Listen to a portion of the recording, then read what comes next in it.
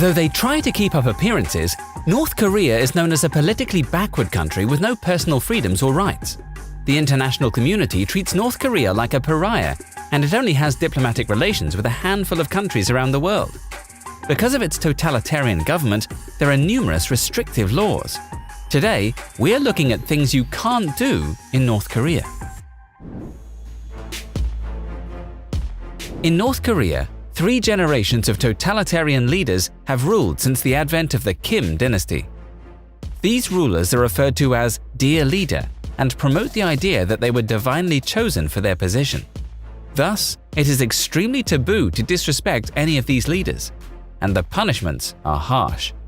They even go beyond capital punishment.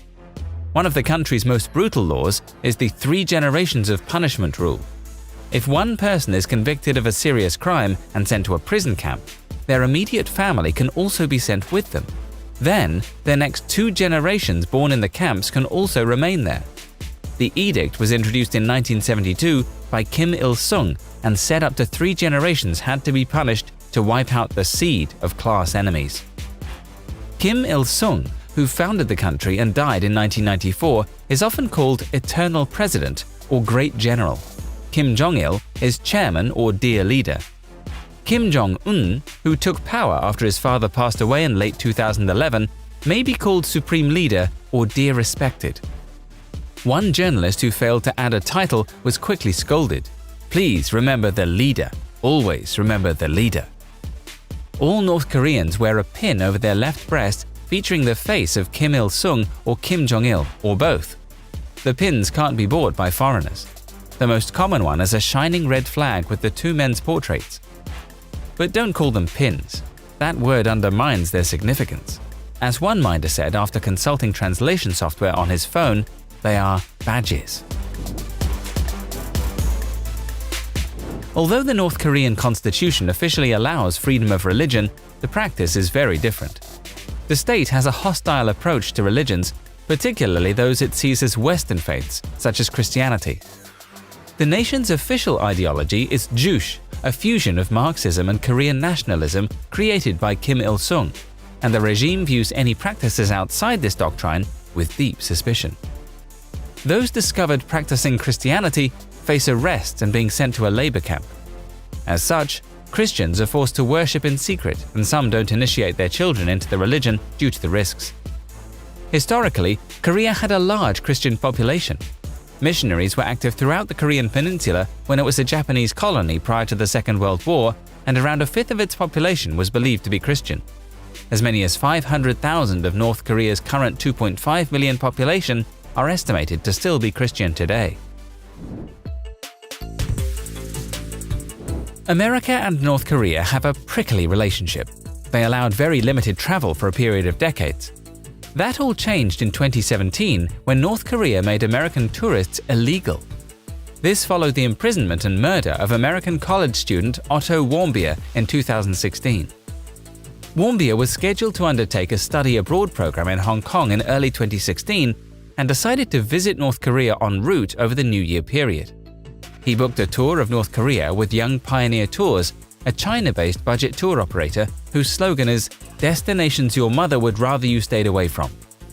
Warmbier's father, Fred, said that Young Pioneer advertised the trip as safe for US citizens, and that Otto was curious about their culture. He wanted to meet the people of North Korea. But things went awry, and Warmbier was arrested before he left the country.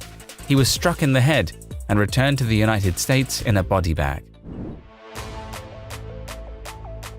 Few North Koreans have enough money to take a leisure trip, but even if they could, they are limited to North Korea. The government realizes that as soon as their citizens leave the country, they are liable to run away. Though North Korea has limited relations with China, North Korean citizens are not even allowed to visit their next-door neighbor. When the UN Security Council imposed sanctions against North Korea in October 2006 following the country's first nuclear test, among other measures, the body placed an embargo on the provision, sales, or transfer of luxury goods to or from North Korea. The embargo targeted the country's political and military elites, seeking to impair the opulent lifestyle they enjoyed as the result of President Kim Jong-un's patronage, and ultimately to create pressure on the country's leader to obtain sanctions relief by curtailing the North Korean nuclear and related missile programs. But officially, luxury goods like sports cars and jewelry are all forbidden in North Korea, though of course the Kim family has numerous exceptions. The North Korean government pursues illicit avenues to satiate the appetites of its top leaders, continue to develop Pyongyang's weapons programs, obtain currency, and strengthen the elite's allegiance to the Kim regime. One such way the Kim Jong-un regime achieves these aims is through the acquisition of luxury goods. High-end items such as caviar, wine, liquor, jewelry, and automobiles are acquired through third-party countries to fulfill Kim's penchant for luxury goods and bribe the upper echelons of North Korean leadership to maintain their loyalty to the Kim regime. North Korean elites have no trouble acquiring these goods as long as they have the money to purchase them. The international community has become increasingly aware of the DPRK's surprisingly easy access to these goods, as well as the regime's dependence upon these items to maintain stability and further its political objectives. Men and women in the hermit state have reportedly been given an illustrated guide of approved hairstyles, which have been deemed acceptable by tyrant leader Kim Jong-un. Surprisingly, however, none of the 15 styles appear to match Jong-un's infamous hairstyle. The leader's iconic haircut, nicknamed the Ambitious, appears to be off-limits to the general public. Finnish journalist Mika Mäkeläinen took a snap of two posters which he claims depict the allowed haircuts during a visit to Pyongyang to cover the Day of the Sun, which is an annual public holiday in North Korea to mark the birth of Kim Il-sung 105 years ago. Inspection units are being dispatched to public areas, one source said.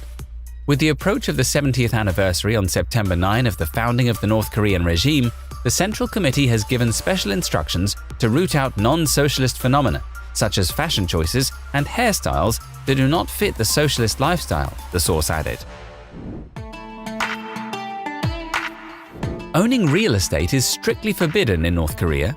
In fact, private enterprise of any kind is officially banned in the Hermit Kingdom. Those caught face arbitrary punishment, even though the black market remains one of the only ways for people to get the food, medicine, and other necessities the government often fails to provide. In reality, officials will often turn a blind eye in return for bribes. In recent years, Kim Jong-un has reportedly allowed an increasing amount of unofficial private enterprise in areas such as mining, but any operations are still the property of the state. This unofficial economic liberalization has helped North Korea's GDP grow, although it remains only around 2% of that of South Korea's. Apple products and other Western tech companies are officially banned in North Korea. But like virtually every other law in the country, exceptions are made for the elite. In one of the many staged photographs of Kim Jong-un, the leader of North Korea appears seated at a desk beside what looks like an iMac computer. A fondness for Apple products among North Korean elites wouldn't come as a complete surprise. In 2015, researchers from Germany took a look at Red Star, the country's homegrown operating system, only to find that the design closely resembled the Mac's OS X. Television in North Korea is subject to the Korean Central Broadcasting Committee and controlled by the Propaganda and Agitation Department of the Workers' Party of Korea. A study in 2017 found that 98% of households have a television set. However, there are only 4 stations, and of course, they're all run by the government. North Korean won are essentially worthless, but officially you can't use any other currency. In reality, though, the ruling elite rely on foreign currency. US dollars, euros, Japanese yen, and Chinese yuan have long lubricated the isolated country's struggling economy, which has endured further blows from international sanctions imposed in 2017 and earlier this year to punish the regime for nuclear tests and missile launches under its illicit arms program. The foreign notes offer currency stability and a means for the regime to enhance its coffers in a country whose native bills, North Korean won, are relatively worthless and only used by ordinary citizens for everyday transactions inside the country. Birth control is banned in the country as dictator Kim Jong-un strives to create a bigger population of socialist workers. But businessmen and officials on trips to neighboring China are bringing back condoms to give as presents. Smugglers are also cashing in by selling them to prostitutes to prevent pregnancy and the spread of sexual diseases. Condoms are banned from manufacture or sale in North Korea and are blocked from entry at customs posts, a Chinese North Korean merchant who travels between the countries told Radio Free Asia. He said, "Condoms are very popular with both men and women in North Korea. North Korean officials bring them back home when returning from business trips in China." North Koreans are already forced to wear regime-approved hairstyles chosen from a state-sanctioned list of drab cuts. Now they have been banned from having piercings as part of a crackdown on Western culture in the secretive regime ahead of its annual workers' conference. The rule, which also forbids wearing Western clothing such as jeans, has reportedly focused on the North Hamgyong and Yangon provinces.